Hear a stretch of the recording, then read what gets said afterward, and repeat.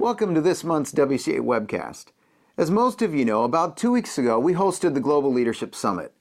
And throughout the year, a team of us work hard to create an experience that we hope would challenge, inspire, and serve the leadership core of every church. This year we heard many comments from leaders all over the country on how God used the summit to impact them and their teams. And for me, it's been a faith-building journey over the years to see how God uniquely works each year to change lives. And one of the things we also work on after each summit is to embed the relevant learnings into our own leadership settings while looking to make improvements for next year's summit. And last week, the summit team gathered together in South Haven, Michigan to debrief this year's experience and to begin planning for 2012, if you can believe that. Well, we took a break and asked Bill what impacted him the most and what might he change in his own leadership moving forward. And before we roll that video, though, be sure to log in and chat so you can engage in the conversation with members of our team and other leaders from around the world. I'm told also that our team has some free giveaways of summit resources during the discussion, so make sure you pay attention to that. And then periodically, we'll have some polls appear on the right-hand side so you can answer those and get some insight into what other leaders are thinking as well. So let's get started. So let me get right into it, Bill. Why do you think this year we had just an incredible response, more so than any other summit? Two things come to my mind. First, we had very unusual content this year. If you think of the variety of content, Right. You know, from the subject matter of humility and then vulnerability, and the subject matter of faith, and then, you know, practical leadership tools, entrepreneurial leadership, moving a bureaucracy like Michelle Rhee was talking about. I mean, we had some fascinating subject matters that we haven't probed much in past summits. And secondly, we had some fantastic presenters. I mean, everyone who presented with great energy and passion for their whole talk. There weren't any lulls, really. And you and I both know, because we sit next to each other at the summit, that in some past summits, someone that we had great hope for took a sleepy pill that morning or something and just wound up not too fired up. And but not the case this year. Yeah. People were fired up. I think we did a lot of praying. I don't remember a summit that we prayed for more than this one. The week before the summit, our entire congregation, you know, at the weekend services, just covered, you know, the summit in prayer, and I think all of these things kind of added up. You know, I think also, more than ever before, we had more speakers this round want to work with us on their talk. Oh, yeah. You know, sometimes speakers have their talk, they don't want to mess with you. I'm going to show up on my day, I'm going to do my deal and go home, but not this year. We had a lot of speakers want to get help. What is this? Help me understand who I'm trying to communicate with and connect with, and then even globally. And then we had a lot of the speakers come for the whole summit. Yeah. So Len Schlesinger came, did his talk, second talk, but he stayed throughout the rest of the summit because he himself, you know, thought that it would be a valuable experience for him. Well, I think the growing scale of the summit puts the fear of God in some of our speakers, and they're willing to try to make sure that they serve our audience well. Yeah. And, you know, so those things I think work together well. Yeah, I think Seth Godin said by far this was more people than he had ever spoken to at any one time. What about you personally? What was the most memorable session for you? Probably John Dixon's on humility.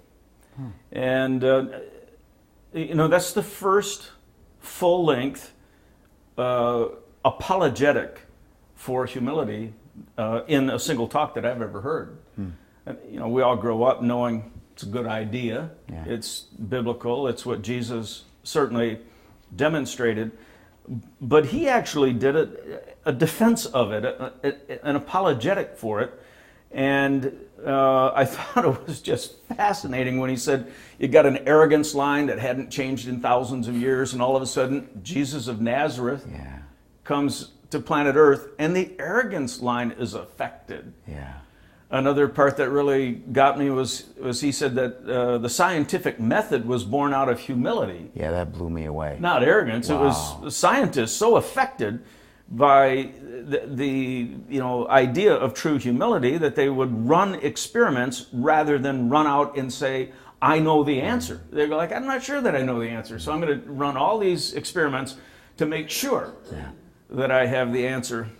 Maybe the last thing on that, really, I fought off emotion on this last point when he said, humility helps or assists in persuasion. And being sort of in the persuasion business, I know when I'm sitting in a crowd and I watch a speaker who's full of himself or full of herself, I find myself going, I don't buy what you're saying, even if it's true and smart and everything. I don't want to like it. But it's more about the messenger than the message. And then there are people who say things that I think are off the wall. And yet when they're coming from a base of humility, I go, I'm a little more open to that nonsense because that's such a wonderful person saying it. And so it really made me think about, from a communicator standpoint, a winsome, humble communicator is much more apt, to help the persuasion process than playing it the other way. I think I also saw with better eyes more than ever before in a talk on humility, how it lifts other people up. The story of Bono and himself, who just adored him, and Bono being humble enough to connect with him, and how that lifted John for years. He's talking about it all these years later as one of the kind of a defining moment in his life, and how leaders, pastors, we're in a position to lift other people up and to seize those moments. Yeah, I can't wait to watch that one again, and I think that's the kind of thing where pastors can show that to their staff or to their communicators and say, and freeze frame it, talk about it, and at the end say, let's be like this. Yeah. Any surprises? Something you didn't expect? And well, I loved Len Schlesinger's talk about entrepreneurial leadership. It surprised me. I might have judged this wrong, but it surprised me how it seemed to be going over people's heads or something. I can read a room pretty good, and it felt to me like some of our listeners got a little lost in that, and I wanted to stop and turn around and say, no, please, work Don't harder. lose this. Work harder. This is so good. So I was surprised, because it rated on the low side. And it felt like people were missing it, and I thought there was so much in it that could be appreciated. There's a friend of mine, very close friend of mine, who started a business, he and a friend, and this is a tough guy, shows very little emotion, and he said he fought off the tears the entire talk because it reminded him of the day when he was, doing those first steps of leadership, and he didn't know what the next step was, so he just took a step. And he didn't have access to capitalization, so he took his wife's engagement ring and pawned it, and only did what he could do, to take that little next step. And it was very emotional to him.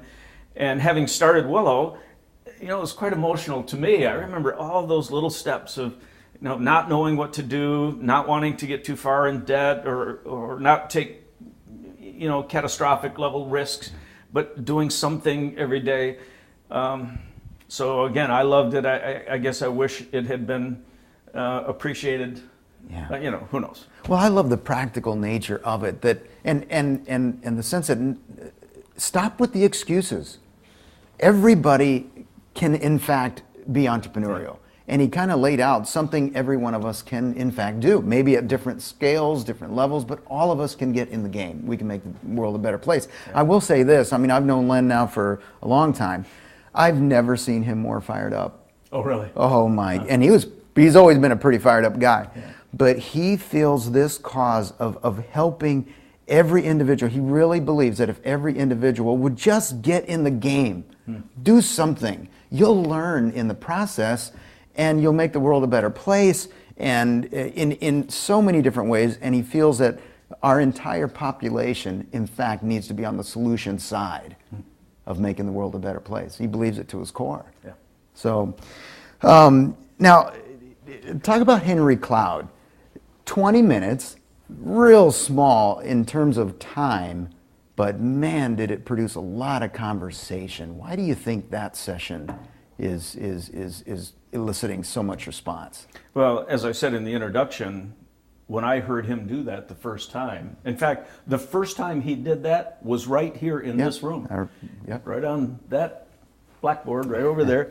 And when I saw him sketch that out and talk through that the first time, I remember thinking, someday I want every single leader I know, and the largest platform we have is the Summit. I saw what it did to a group of 20 individuals in the room, half pastors, half CEOs, and we talked about it for almost an entire morning that day. And I thought, this is absolute gold. Yeah. And schedules didn't line up the last couple of years, so we couldn't present it. I knew when the time was right and he would do that, it goes back to every leader is looking people in the eyes all the time. Staff people, constituents, donors, customers, whatever. And again, I don't mean to be irreverent, but you look someone in the eye and you go, "You telling me the truth? You selling me? Yeah. You crazy? You the smartest person I know? Are you a demon?" Leaders have to make those snap character evaluations, those just little notes to self all the time. And if you have the language saying, "Oh, here's a wise person," doesn't necessarily, mean they're competent. But it doesn't necessarily mean they have an extraordinarily high intellect. It means they're wise enough to listen to words and truth, respond to it. They react to you with authenticity, and then what do you do with a wise person? You resource them, you train them, do all that. Foolish people. I got an email 2 days ago from someone on my staff who is avoiding responsibility for something that clearly he was responsible for. So I called him on it via an email. I said, "Now, are you saying that this didn't happen under your watch?" And we both know it did, And he's squirming a little bit. And I was like, when I have my next talk with him, I got to say, the light is the light. Yeah. And why didn't you just say, "I accept it"? It happened on my watch. I didn't mean for it to happen, but this went wrong. And I accept responsibility, and I'll fix it. Yeah. But when you think about that little, foolish people adjust the light, they attack the messenger, they make excuses. Henry said it's always about something external. Outside of the room. Right. Yeah. And some problem out there. Yeah. And so this is the kind of thing, the reason that talk hit so well in my view, is leaders interact with this material every single day. Right. They just didn't have, the material, and they didn't have it in as neatly outlined a form. Yeah.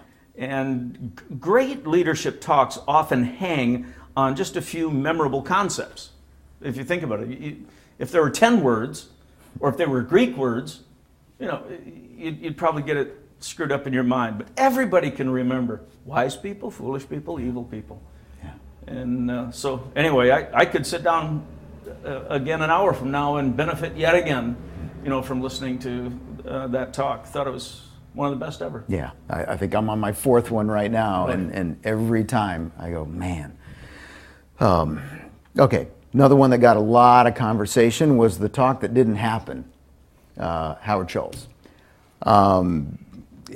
Looking back on it now, any thoughts, observations, how that whole thing went down that you can share with us now? Well, I feel very badly for the Summit audience because I think they were looking forward to hearing from Howard. I feel very badly for Howard. I think he missed a terrific opportunity. And as I said in my public remarks, I feel bad for how the online petition was started without a conversation. That being said, stuff happens. Yeah. When you're running a large conference, you have satellites that break down, you have thunderstorms. We flipped the go button a year ago and had a brownout, at the main campus. We had a fire alarm, not a fire alarm, but a tornado alarm or something in one of our sites this year. They had to evacuate in session 1. Oh. So well, what a way to start. But to your point. Yeah. You just can't have an event as large and complicated as the one that we're doing without having, just a few speed bumps along the way. But I think what leaders do is assess reality, call a problem, address it, try to resolve it as best we can, and you move ahead. And who would have ever known that someone like Patrick Lencioni would be available, within 5 days of being called and come and give one of the great talks of the whole summit. Right. And so at the end of the day, I got a little grayer over those 5 days. The summit attenders got a terrific talk, and Patrick had a ball. Ended up being one of the highest rated talks we've ever had at the summit. Yeah, it doesn't surprise me. I mean, It was a fabulous talk, and I think people wanted him to do well because they knew he was just stepping in at the end, and we would all do well listening to that talk 3 or 4 more times as well. Now, Bill, over the years as stuff has happened, I have seen you craft numerous very sensitive, delicate statements, comments, responses to things that have happened. I've learned a lot from that. You're trying to weigh a lot of different things, a lot of tensions, a lot of sensitivities. Could you talk to us a little bit about your process? What did you do? I told you, Steve and I told you Howard's not coming. Here's why. How are we going to respond? They certainly had thoughts on how they wanted us to respond, but we had to own our own audience and make our own response. Could you just walk all of us leaders through your process of what you went through, what you were thinking, how you prayed that produced that statement? Because I think when you first read that statement to us, there were tears in our eyes at the balance of the different things that were happening. And we thought it was a spiritual moment, but that didn't just happen, off the cuff and you wrote down a statement. There was some real deliberation that you kind of engaged in.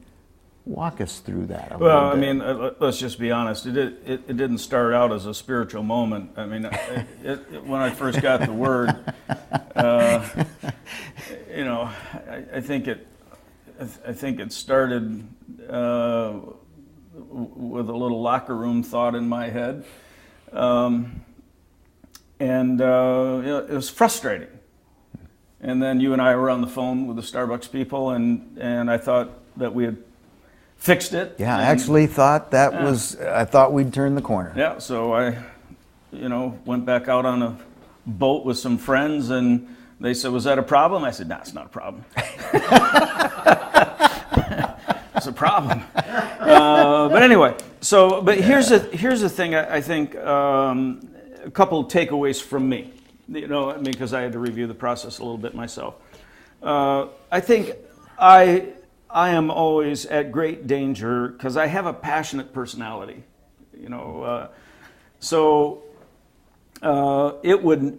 It's a good thing that he didn't cancel an hour before that session, because I would not have had time to let the Holy Spirit, speak to me and to process it, in a better overall spiritual context. So, I'm glad I had time. I had about 5 days when it was all said and done. Okay, so time helps. Yeah. All right. Another thing that helped me a lot was when I wrote out the remarks, first draft, I read them to my wife. She is a very tough critic because she's a writer and an editor, and knows me pretty well. And so she went, "Okay, I'd take that paragraph out, and I probably wouldn't say that. So when I fixed it to her liking, then I read it to my daughter, who's also a writer and an editor, and represents a young generation. And she thought I missed on a couple generational things, just missed totally. So, all right, so I fixed it after that. All right, then I read it to your team, and your team had several fixes. I mean, several word choices and adjustments you wanted me to make, which I made. So I did, this is probably draft 4 or something. Then as a developmental exercise, because I have a young leadership team on the church side, we spent 45 minutes on it with my church leadership team as a development exercise. And they gave me a lot of feedback and asked me to change a few words and a few concepts here and there. Then we have 5 campus pastors, and so as a development exercise for them, I ran it through the campus pastors. They, had some input that helped me. And then I ran it past all of our elders and asked them, word for word, would you change anything? And so, all right, so I thought I had it completely fixed. And then there was a social media person who caught me, this is the day before I had to read it. The social media person calls me, or stopped me on the campus and said, just for fun, go over every single phrase and see how it could be twisted or mistweeted. Yeah. Wow. And I went, oh my gosh, that's another layer in all this, isn't it? So I took it home, and there were probably a half a dozen little phrases that I changed just because of how Twitter works. Right. And you lift that statement out and you put it on a Twitter, the whole thing changes. Yeah. So when I had finally done that, then I was like, look, if I change this anymore, there's going to be nothing left of it. It's going to be ridiculous. So then, I just... Yeah, I was about to share that section in Twitter, but then I thought, this is going to get Twittered. So I'm not saying... but, no, but So, Jimmy, it goes back to team. Yeah, that's what there's just no substitute for the value of team in a situation like that. Right. More eyes. Scripture says, in the abundance of counselors, there's much wisdom. I just needed a lot of counselors. Yeah. And fortunately, I was around the church where there are a lot of very smart people.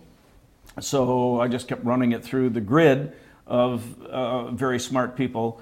And by the time I read it, I felt that it had been vetted through the minds and hearts of so many spirit-filled people that I didn't have a lot of angst in my spirit when I read it. Yeah.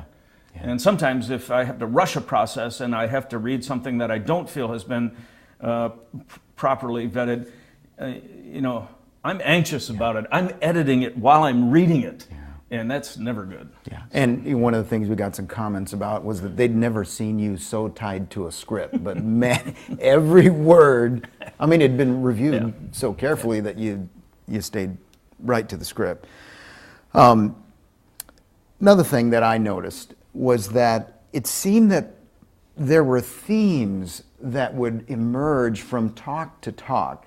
And it wasn't as if that was contrived or forced. It just happened. What were some of those themes that in your mind emerged in this year's summit? Well, certainly the juxtaposition of Dixon's humility talk followed by the vulnerability emphasis by Lencioni. Right. Who'd have thought? Yeah. How do you arrange that? But by the time you had spent 65 minutes or something, bathed in the waters of humility, and then challenged by one of the smartest consultants in the world to speak the truth and be vulnerable about it. I think leaders just went, why all the chest pounding? Why do I do this? Yeah. Why don't I lead with a different spirit? Yeah. That was a pretty powerful 1-2 punch, if you ask me. Yeah. There was another theme, I don't know, I think individuals pick up on different themes, but you had Stephen Furtick who, just pumped people up, with the idea that God can bring the rain, and we need a big God and we need to trust Him with big plans. And then, earlier in that day, Cory Booker had said, look at my background and look what I'm doing. It's mainly because God grabbed a hold of my life and took me down this path. I think there was quite a faith statement that was made several times throughout the event where people got wind in their sails, whether they came there looking for that or not. I think most people, kind of sailed out of there going, I can do this. With God's help, I think I can, do a little better in the future. That's cool. Let's start digging ditches. Yeah. Which was very much aligned with Len's session. Everybody can get involved, get off the bench, get in the game. I think I say this to our criticism. I think sometimes, we've worked hard putting a faculty together and, tried our best, but if a whole bunch of talks, especially the second day, wind up having a certain feeling, you leave the summit sometimes saying, I don't know that I can do this. I'm overwhelmed. Yeah. I don't think people left that way this year. I think they walked out and then they thought, I think I can do this with God's help. I think I learned some things, and I think I got inspired about some things, and I think I could get better. Yeah. And I was delighted that the people were lifted out of their summit seats as opposed to them, sort of dragging out, going, well, I got a lot of good material, it's going to kill me, but, I like the feeling this year. Well, let's talk about Mama Maggie. Talk about someone who, here, diminutive, probably 5-foot lady making the difference in 27,000 families in the garbage city there outside of Cairo. We got a lot of feedback about the Mama Maggie session. Talk about how that session came together and the impact on yourself that session had on tough callings. Well, again, if we're talking behind the scenes, that session was a nightmare because we had a speaker from India who we had worked for months on to do a testimony like Mama Maggie's. He had it all scripted out. He was ready to come. Had all the visuals. I mean, we killed ourselves for that one, and his visa was denied. And we did everything in our power through legal wranglings to get that straightened out. It never got straightened out. And so then we tried Plan B, and Plan B didn't work, and Plan C didn't work. And so our good friend Wes, stepped in at the last moment and helped us. But that was, we gave him a 3-point shot to try to hit with not a lot of time left. So we're very grateful he did as well as he did. I think the thing I'll always remember is that when I have never seen in our auditorium, 7,000 seats, I have never seen the entire auditorium affected by the mere countenance of a person. She walked on stage and looked up, and people didn't breathe, they didn't move. They were like, this is a holy moment because of that woman that's standing there right now. Didn't even say a word. Yeah. And of course, as she's giving, that unbelievable talk, I'm like, I'm the schmuck that has to go up there next, and oh my gosh, we're going from the fourth person of the Trinity to the chief of sinners here, and that was talk about a train wreck transition. That's what that felt like. The thing I really appreciated about her talk, and I need to listen to it again. I was doing so much, kind of anxiety management, figuring out what I was going to do next. But she had what I would call a riff. I don't mean that irreverently, but she had that line about silence, or when you silence this, then this will happen. And when you silence this, this will happen. When you silence this. And I'm going to go back and listen to that again. But while she was saying that, I thought, oh, these words can only come from the heart of someone who's lived it. You can't line those thoughts up unless you've lived them first. And you can't say them the way she's saying them unless you've known that kind of reality. And I thought, there's a session I'm going to have to watch when I don't, have my hair on fire and, 10 things going. There's a lesson I need to learn from that part of her talk. And I just have to apportion the time to get my head and heart slowed down so I can, try to assimilate that. Yeah. But, Jimmy, she was as, this, but in the back room, she had the same effect. Yeah. She had Just the same her effect. presence. In the hallways, she sat in my back office for a while, and like the insects didn't move. The air, it was quite an effect she had, on the whole place, really. Yeah. And I also thought a few sessions after that, it was pretty courageous for Michelle Rhee to kind of tell everybody where she was in her own spiritual journey. Yeah, well, let's start, Jimmy. You asked her a gutsy question, and good on you, because I think we could tell, those of us in the audience, we were just watching that woman saying, "Gosh, she would be an amazing Christian if she's an amazing person." You think, all of what could happen if God were at the center of her life, and then right at the very end, when you diplomatically ask her that question. I was very proud of you and that moment. But I've rarely heard, an explorer that open. Wow. I mean, she's obviously given that a lot of thought. She's pretty clear where she stands. Yeah. But she's moving. Yeah, no, I could tell that. And then, I think you had to do something afterwards. She came down off the stage, and she happened to sit next to me in the front row there. And I said to her, "Michelle, I'm going to pray for you every day.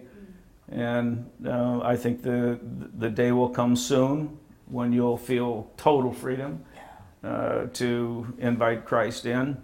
But I'm rooting for you." And, she said, "Well, thanks, but she gave me the impression this is sort of frontal in her mind most days. She's getting closer all the time." Yeah. And how have you seen God use the summit in other faculty members in the past? I mean, we hear their talk, but there's a whole spiritual subtext going on in their lives. How have you seen God use the summit with various faculty members over the years? Yeah, that's something that's come more into my consciousness probably in the last 3 or 4 years than it did the previous 12 or 13 years. And that is when speakers who are really not probably from a faith background come into our auditorium. This might actually be the first time that they've walked into a room that's, filled with fired up Christ followers. And there's a vibe there. There is something going on in that room, and they're quite taken by it. They couldn't put words to it. A lot of these speakers are not cramming, looking at their notes right up to the last moment. A lot of times they're just looking around and they're like, "Man, people are singing, and it looks like they want to sing, and people are praying, and it looks like they actually want to pray." And you can see the effect that it has on them. I think they're treated and received by our summit crowd with such grace. Such grace. Oh, man. And they feel that coming from the crowd. So often... to that point, Bill, when we went out and visited with Michelle Rhee, and she volunteered that her husband, Kevin Johnson, the former NBA basketball player, man of deep faith, they go to a church there in Sacramento, and the pastor of that major church in Sacramento told Michelle Rhee ahead of time, says, "You're going to love the summit. The crowd is going to receive you with great open arms. You're going to have a ball. Just relax. Lean into it. It's going to be a great experience for you." And I love that's the brand of the summit. Yeah. Yeah, again, I think that comes from just having done it for many, many years. And there is kind of a culture that's been developed of receptivity. And so I get a lot of cards and letters, emails from speakers a week after the summit who say, I am still pondering the experience that I had at the summit, and thank you so much for, the invitation to come. And I've never spoken at an event like it before. But, Carly Fiorina, when she came, she was not a person of faith by her own admission. And within about a year thereafter, she committed herself to Christ, which is very exciting. Jack Welsh, who no paragon of spiritual strength, has begun a very vigorous process of exploring Christianity. I just got an email from him last week where he and his wife are going through Phil Yancey's book about reading the whole Bible. And they spend time in the Bible every morning. And so he emails me what he found in the scriptures, and it's just so odd coming from him. Says he's taking notes. Jack Welch. Said the Old Testament concerned him at many places, but he feels a little more comfortable in the New Testament. But, these are just real people taking real steps. Right. Obviously, we've had other faculty members deeply affected. I think Patrick Lencioni himself would tell you that it was somewhat of a spark plug to his It's been amazing to see his faith grow over the years. It's been fun. Well, back in the studio for just a couple minutes.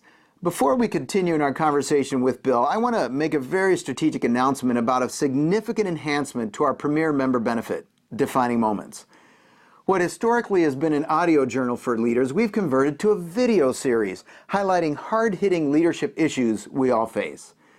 Every month, we will serve up key organizational issues from the Global Leadership Summit and other training experiences, and then take them to a deeper level through an interview format with Bill Hybels. Here's a 60-second video clip of the first one to give you a sense of what I'm talking about. Nothing is worse than negative energy in an organization. Nothing is worse. The wet blanket, the person that's poo-pooing this idea. Oh, we did that last year. The organization can't take non-stop cynicism from the same person. That something has to be resolved. Whenever something gets funky around organizations, Christian leadership circles, move toward the funk fast. If the second meeting, the third meeting, the same person is throwing hand grenades, you just got to go, stop. Let's have a conversation. If you smell funk, see funk, experience funk, move toward it, and move toward it as rapidly as possible, and see what's under it, what's causing it, if it's reparable. If it's not reparable, then just face the fact that it's irreparable. That person needs to create funk elsewhere.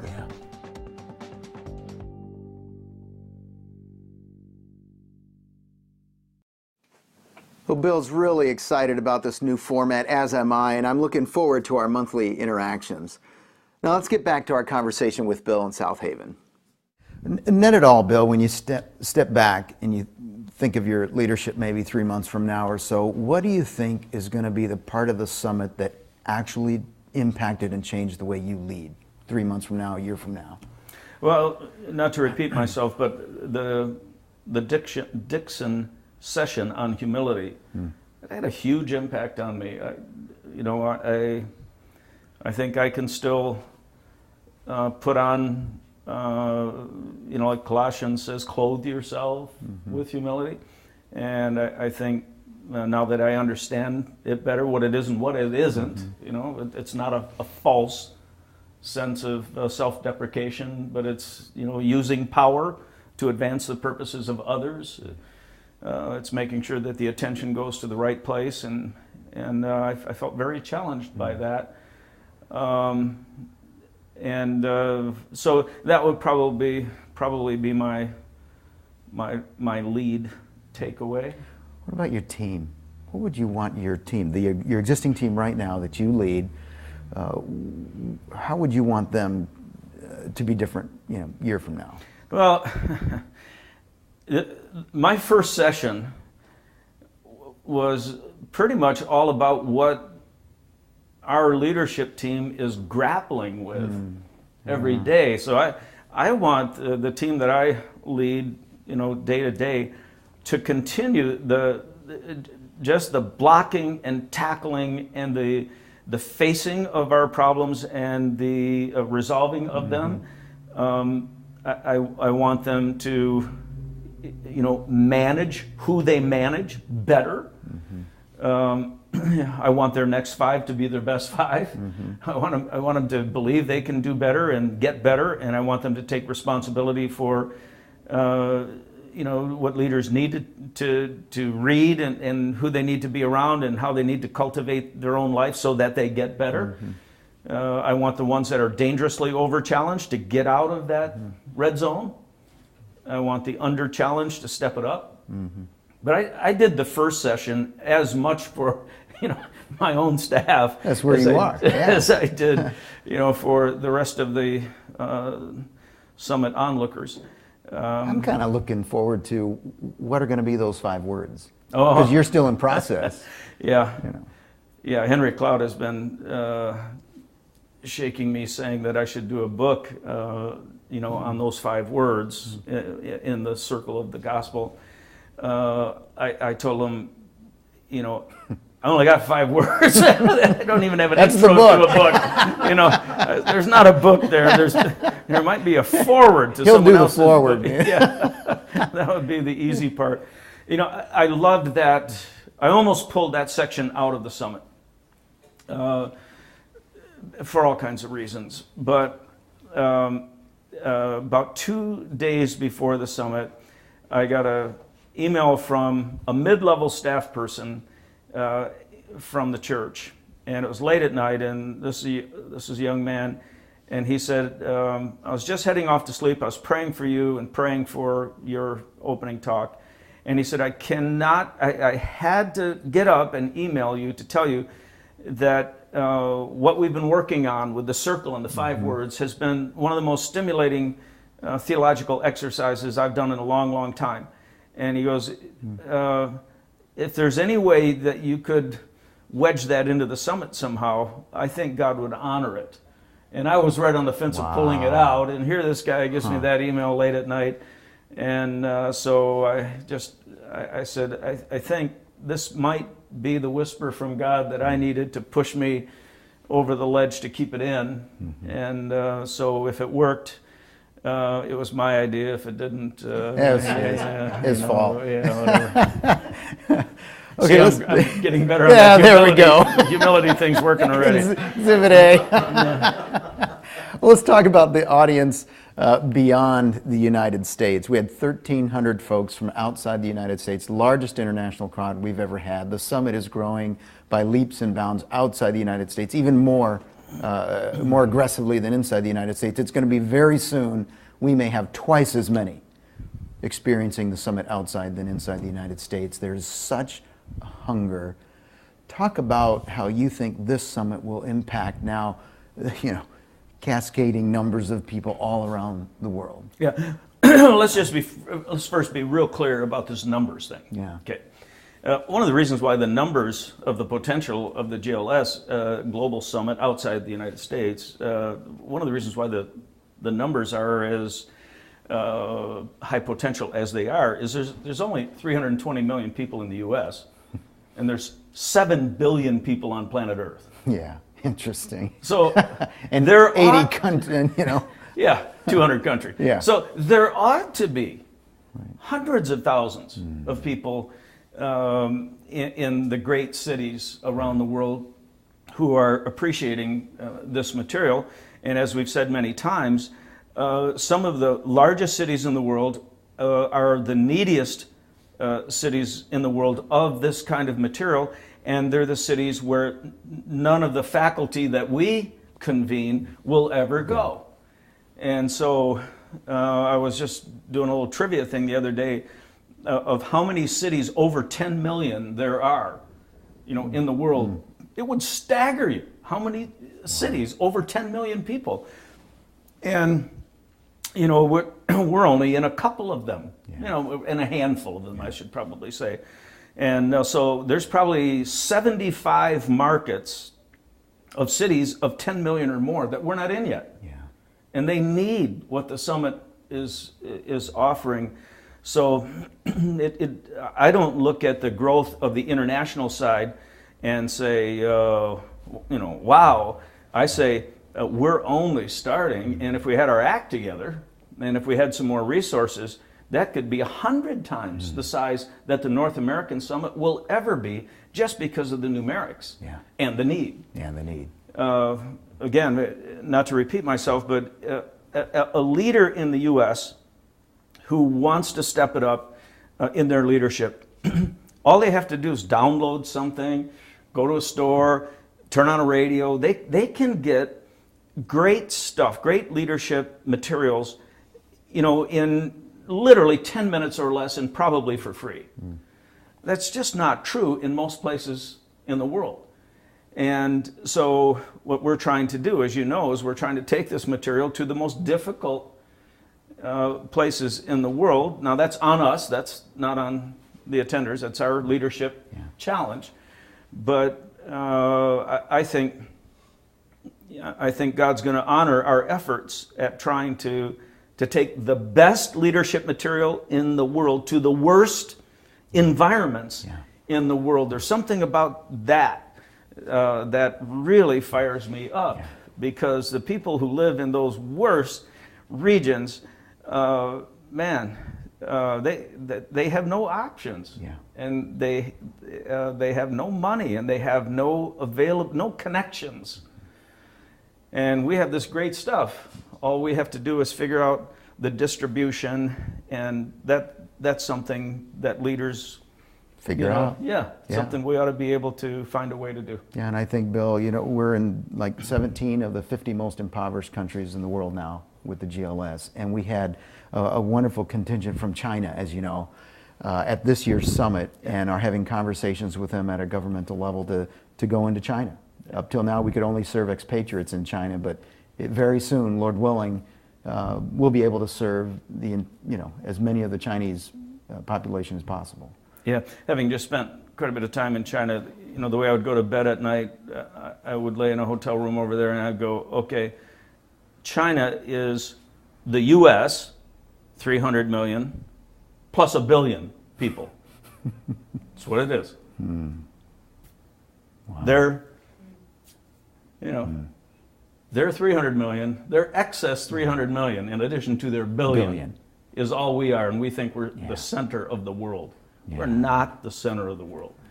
We're just this little place that speaks English that's quite removed from where the true center of the world is when you talk about Asia, India, China, Indonesia. That part of the world is where the action's going to be in the next 25 years. And we just have to do a better job of serving the church and leaders in that part of the world. Yeah. And we'd ask for your prayers on that. The other thing we'd ask for your prayers is that we're having lots of conversations with folks in the Middle East. And, that's going to be a very sensitive place as well for us to very carefully go into that region. We already are there on a couple of fronts, but even more so going into the future. Yep. Now, Bill, before I get to some the questions that came in on Twitter, big picture, how are you feeling about the local church these days? In the United States, around the world, are you more optimistic? Are you more pessimistic? I mean, how are you feeling about the church? Well, I choose optimism. The alternative is unthinkable. How do you get up, throw yourself into pessimism every day? There are pockets where God's working, doing unbelievable things, and so I choose to look at the parts of the world where the church is rocking. We work with a lot of churches that invite us, that use our stuff, and so are the churches that are transforming their congregations and their communities. It's true, there are whole countries where the church is not doing well, and France comes to mind, and a few other countries, but it's still the local church is the hope of the world. We're supposed to serve the church. I like the way the Apostle Paul says, I'm glad to spend and be spent for the cause of the church. Yeah. You're going to spend your life on something. Why not spend it, for something that has the highest redemptive potential of any other effort you could put your life into? So even on my worst days, I go, tough day, but I made an investment in the most important thing that's going on planet Earth. So that, helps a little. Yeah. So. Well, we're together on that. Couple questions here from Twitter. You're not getting pessimistic, are No. you? Oh, no. Okay. Just checking. No, I don't think so.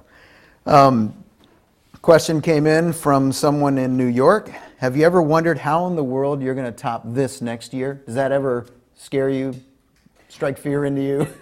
It really doesn't, because it's 11 months and 2 weeks away, and I've got a lot of other things a lot closer to me than that are a lot scarier than that thought.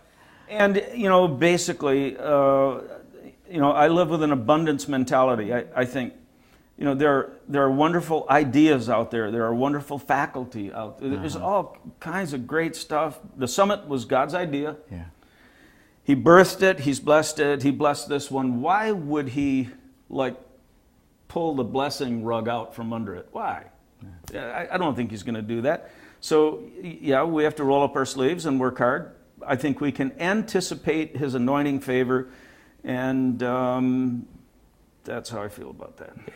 Yeah. Next question. Do you think there's a risk? Do you run a risk of talking openly about staff members, about performance kinds of discussions? Does that create a problem for you with your staff being that kind of open about those delicate conversations? Well, I have two reactions to that. First, the kinds of things that I do talk about on the stage at the summit, those are things we talk about in staff meetings. Those are the kinds of things we talk about around our leadership tables on a routine basis. Mm-hmm. So this is not, I'm not surprising staff when I, when I say some of the things that I did. The other thing I would say is I am trying to develop a culture of candor. Yeah. And so if a staff person were to say, hey, I know we talked about it, I didn't think you were going to talk about it from the stage, I'd want to know, okay, what felt uncomfortable about that? Did I mischaracterize, the proceedings that we've been having? Just because I said that one part of our ministry is decelerating, is it because you're in that part of the ministry and you didn't want the world to know it? Well, Too bad. And we all, it happened on my watch. I took the hit. I said, you own all of them. Yeah. So let's just be a little more thick-skinned about it and get on with fixing stuff. But there are some sensitive things that go on our staff that I would never divulge. Yeah. And if I felt that anything I was doing was going to demotivate or actually, ding a staff person, hopefully the Holy Spirit would help me sort that out and stop me from doing that. Yeah. Okay, another question from someone in Omaha. Back one thing. Yeah. I do want our staff to know if I haven't reminded them of this lately, I do want them to know a bad attitude is going to be resolved in 30 days. Right. I mean, reminding them of that only does good things. Not a bad thing. And that if they don't perform, we're going to resolve that in 3 months or less. I don't think it's a bad thing to remind staff members that there are certain expectations in this organization. If you don't want expectations, don't receive a paycheck. If you receive a paycheck, it's because the Bible says a labor's worthy of their hire. With the hire comes some expectations. So I don't think it's a bad thing to, every once in a while, make it clear to the culture. We say this in-house, we'll say it from the front of the house. This is life at Willow. And we also, I was very clear, we just became a certified best Christian workplace. Our culture right now is healthier than it's ever been, in my opinion. And part of the reason it's as healthy, externally audited, rated, and our consultant who gave us the final evaluation on it said there's only a handful of Christian organizations ever that have scored as high as you guys have scored. So, but part of the reason why that's true is because we've raised the candor level. people who are like, you know what, I want to keep a bad attitude for 6 months or more, they're gone. So they don't wreck our ratings anymore. They're gone. Exactly. And, they're out there wrecking someone else's ratings. But, or maybe they're happy, finally, right. because they got where God wants them to be. But I'm very committed to the idea, if there's a problem, let's talk about it. Yeah.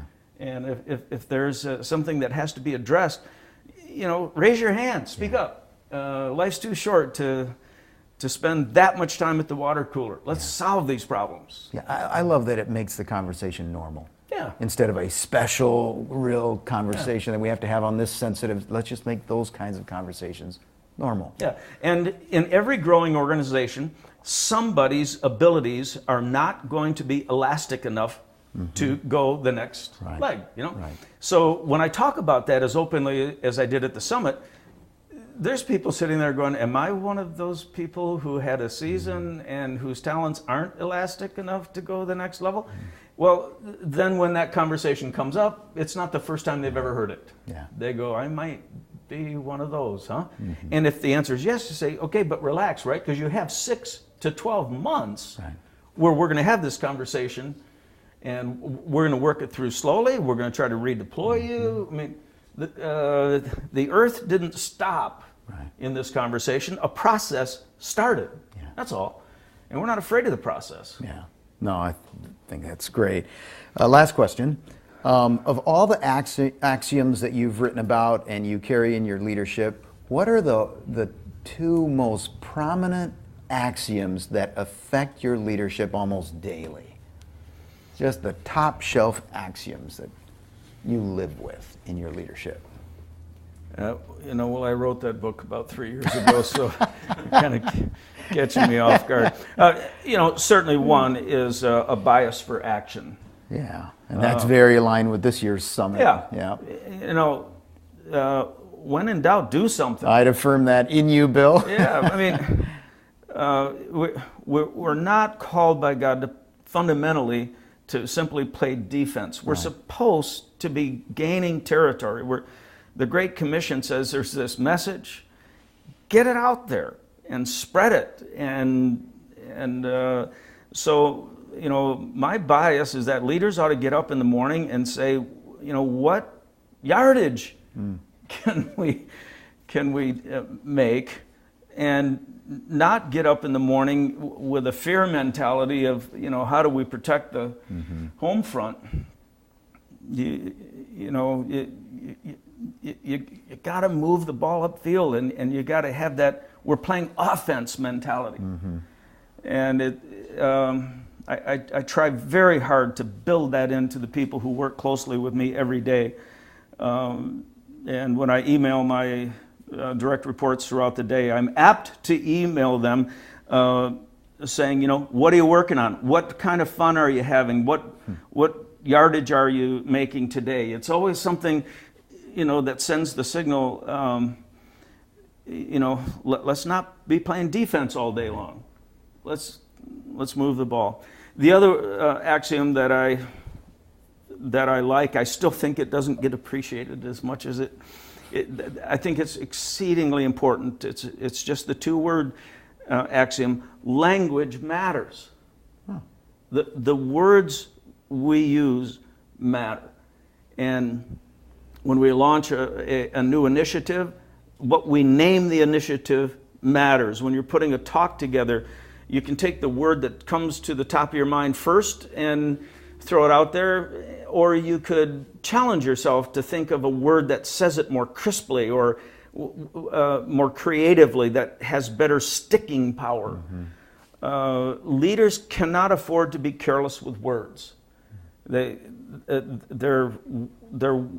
should be word masters, to say it a different way, to force people to think about it a new way.